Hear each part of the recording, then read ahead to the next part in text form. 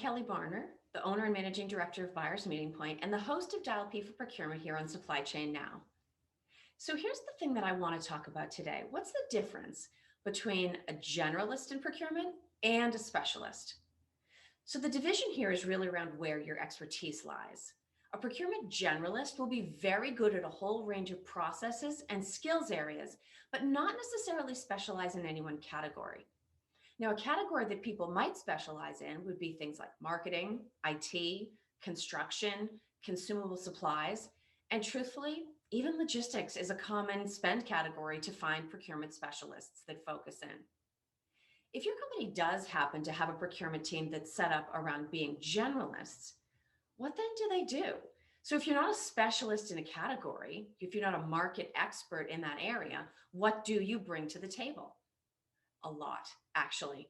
So all of the processes that we run, everything from spend analysis to market research, setting up RFIs and RFPs, taking suppliers through that process and negotiating, those are all very specific skills that procurement people have and are experienced in.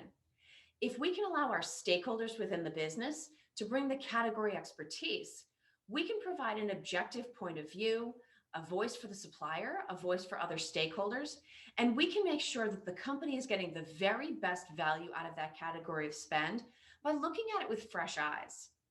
I think the most important thing that we do if we're not a specialist in a category is to ask why. Why do we do it that way? Why are those our specifications? Why are those our requirements? Why do we work with this supplier? Why do we have 14 suppliers? Why do we have these terms in our contract? Or, especially in that case, why don't we have these terms in our contract?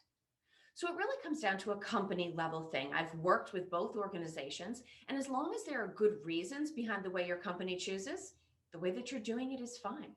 The most important thing is if you happen to be working with someone in procurement and they're not an expert in your category, don't think that they don't bring anything to the table, because there are still plenty of things that we can do to make you look better at the end of your sourcing project.